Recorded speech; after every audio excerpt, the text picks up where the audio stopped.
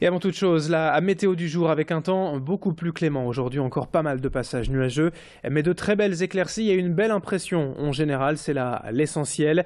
Côté température, c'est aussi très agréable avec 24 ou 25 degrés de prévu pour les maximales aujourd'hui.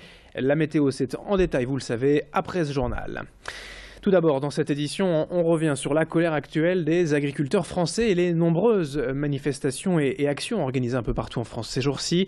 Dans la région et également, en cette nuit sur l'A1, au niveau de l'échangeur de Seclin, les agriculteurs ont totalement bloqué l'autoroute vers Lille avant de lever le camp en début de matinée.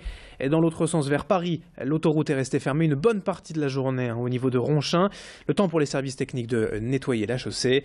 De sérieux ralentissements, en tout cas, ont été constatés toute la journée vers Lille, sur l'A1 évidemment, mais aussi d'autres voies d'accès vers Lille, la 23, la 27, la 25 et les périphériques.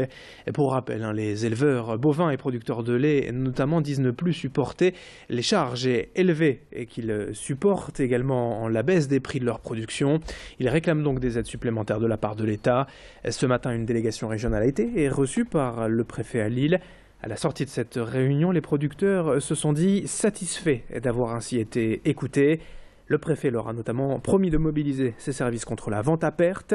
Plus haut, au sommet de l'État, le ministre de l'Agriculture, Stéphane Le Foll, a lui annoncé un plan d'urgence de plus de 600 millions d'euros ce matin. 24 mesures en tout pour aider le monde agricole et notamment une restructuration des dettes en cours, l'allègement des charges, des facilités de trésorerie ou encore des actions de soutien et de promotion des filières.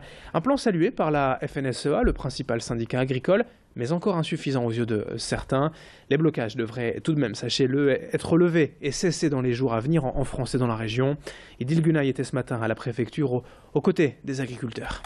Avec le préfet sur notamment la surveillance auprès de la grande distribution, on a eu une écoute. Alors je ne peux pas dire, il est sensible et il demande à ses directions de faire preuve d'autorité, notamment quand il s'agit de vente manifestement de produits à perte.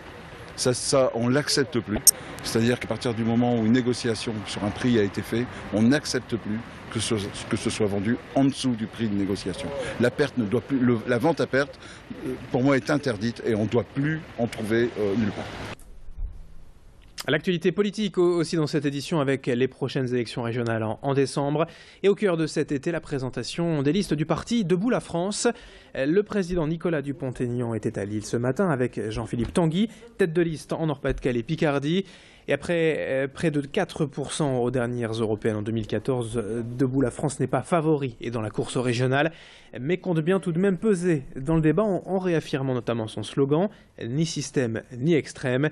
Ainsi le PS, l'UMP ou les Républicains et le Front National sont les ennemis de ce parti qui se dit gaulliste, qui veut d'abord rendre à la France sa liberté vis-à-vis de Bruxelles et de l'Union européenne. Debout la France clame haut et fort son indépendance et dénonce l'injustice, les affaires et les privilèges associés à la politique d'aujourd'hui. Dans la région, Jean-Philippe Tanguy aura donc fort à faire face à Pierre de Saint-Ignon, Xavier Bertrand et Marine Le Pen. Mais il veut y croire, je vous propose de l'écouter. Il est au micro de Clotilde Leguévac.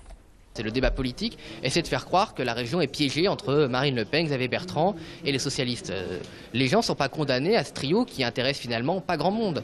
Il y a une autre voie possible. C'est ce qu'on veut proposer, on ne veut pas se laisser enfermer dans un piège. Donc l'objectif de notre liste, vous savez que c'est une liste proportionnelle, c'est un scrutin proportionnel. Donc les habitants peuvent voter librement par conviction.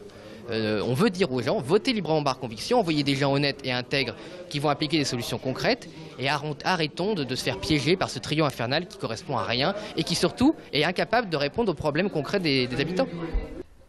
Dans le reste de cette édition sur Grand Lille TV, on passe à toute autre chose avec aussi un peu de sport et un sport méconnu pour le coup. On revient sur les championnats de France de patinage artistique sur roulette organisés. On en a parlé la semaine dernière à Mouveau. Parmi les têtes d'affiche locales, la Mouvaloise Clarisse Tournois a tenu son rang et a remporté le titre de championne de France. Pour elle, le patinage, c'est bien plus qu'une passion. Elle passe plus de 10 heures par semaine à s'entraîner et sacrifie aussi de nombreux week-ends. Clarisse va désormais devoir affronter le niveau international lors de la Coupe d'Europe la semaine prochaine, dès lundi à Dijon. La championne de France aura surtout à cœur de réussir devant le public français. Sophie Laden est allée à sa rencontre, je vous propose de l'écouter. Elle nous parle justement de cet entraînement hebdomadaire, de cette préparation.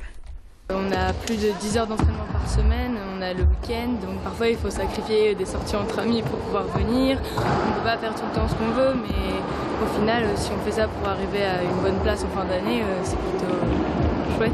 Et dans les autres pays d'Europe, le niveau est plus élevé, le patinage artistique sur roulette est plus connu qu'en France.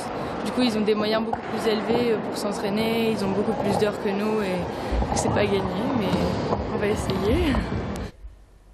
Et c'est la fin de ce journal. Merci à vous de l'avoir suivi. Dans un instant, la météo et l'infotrafic. À tout de suite.